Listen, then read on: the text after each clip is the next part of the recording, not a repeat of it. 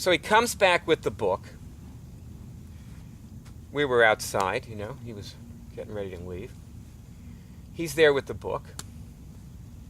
And I said, okay, I'm going to find the herb I need. And his head was going crazy. I mean, he was going, well, you really think? And at the time, the idea I had about this was that he knows what herb I should use. So if I connect physically with him, we'll get the right herb. So I said, okay, you're going to pull on my fingers with your hands. See, I was making a physical connection. And I'm going to test through the contents. See, what I didn't realize I was just connecting with him. It's connection with us that causes success. You don't need to have somebody touch you. I can adjust your spine from here and clear up a back problem. And you can do that for your child who's in another country, like halfway around the world from you. You don't have to touch anybody. Okay? There's a guru named Babaji who said that in the 21st century, healing, in the millennium, whatever it is, healing will be done without touching. And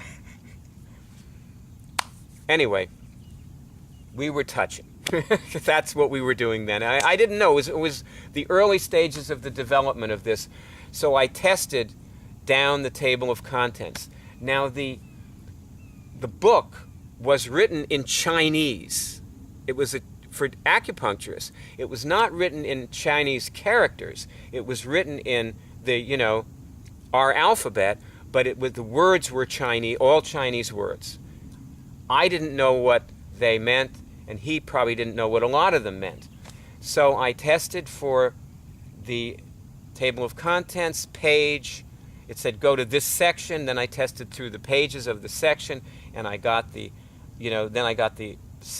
tested by sections of herbs, and then I got the exact herbs. And it was 3 preparations, Chinese herbal preparations. And he said to me, none of these have anything to do with curing something in your ear or infections or whatever. And I said, great, just get them, order them for me. Okay, please. I'm dying here. And if there was one thing I knew, it was that if he had tried to give me a medicine for the ear infection, it wouldn't have worked. That I knew, okay? Because fungi are very difficult to cure, okay? So that was what it was. I tested it was a fungus in my ear. So the herbs came in a few days, and I started taking them, and it made absolutely no difference in my ear infection.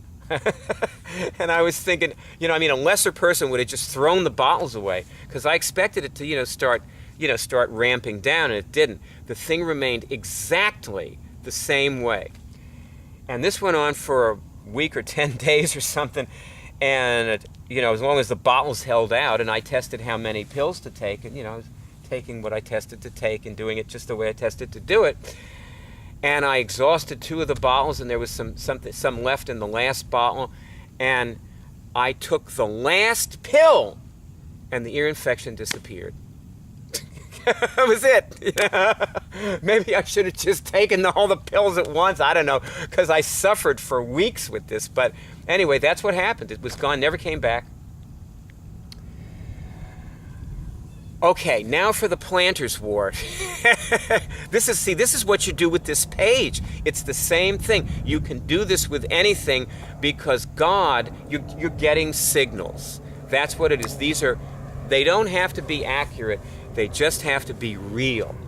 And they're real. You're getting real information here. Okay? I have to go back to where I was when I was in Philadelphia, before I went to live with them, is when I got the planter's wart. And I started on mushrooms. I started testing mushrooms. And there's a lot of poisonous mushrooms in Wissahickon Park in Philadelphia. And a lot of people go mushrooming there. It's great for mushrooms, And I was able to test. And see, this is how I knew. See, because I didn't know anything about mushrooms. But I was able to test which mushrooms were good to eat and eat them.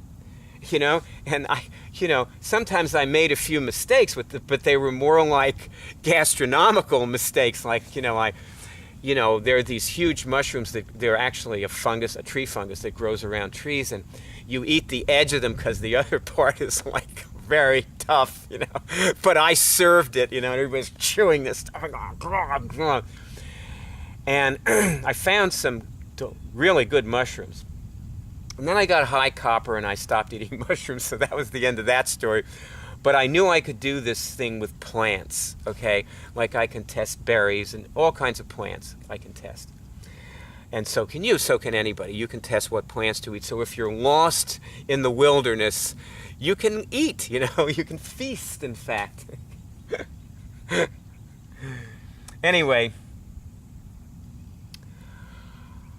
there I was, and I had warts in Philadelphia and cured them what I did was I was trying, warts are viral based, okay, and we should be able to cure them by killing the virus, right? Because we're immuners, we kill viruses. That's what we do. We cure the flu in 10 minutes.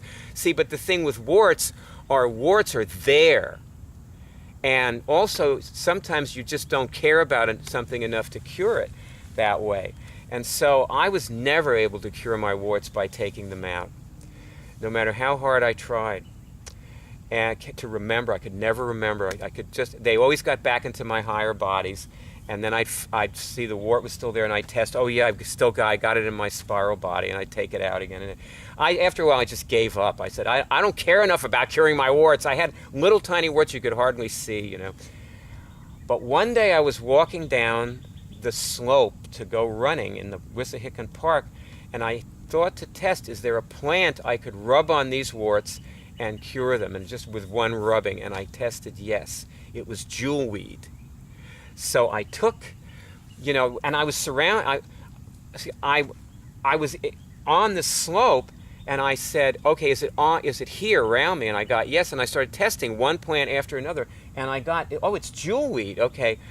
And so I rubbed it on, and within and I remembered, this I could remember to do for some reason, and, I rubbed it on every day, and in about 4 or 5 days, I noticed my warts had disappeared. So I said, oh boy, jewelweed works, Well, I had this planter's wart. It was killing me, and there was no jewelweed in Malibu. And I got the wart after I left Philadelphia. I think I may have said I had it in Philadelphia, but I didn't. I got it. I wasn't in Philadelphia for a long time by the time I went to Malibu. Anyway, I was walking down the cliff. It's funny, huh? It was always on an incline. I was walking down the cliff to the little path to go down to the beach. We were on this very high cliff. And I tested, is there a plant? Got yes. And it was this plant that grew all over the side of the cliff. And it had beautiful white flowers on it. And it had these fat leaves that were, full of this fluid that was very much like what's inside of jewelweed. Funny thing, they felt sort of like sticky and a little bit, viscous like that, And I put them on the planter's wart. I ground them up in my juicer, and I put them on a bandage, and I put the bandage and taped it on. and I left this on overnight, and the first day I noticed the wart was coming out. The top of it was dying. And the wart actually came out of my toe. It emerged. And it kept dying. The top part would die and fall off. And, 10 days later, I had no planter's wart. It never came back. This is how you find things. And they work. They cure you. Take it from a fellow sufferer.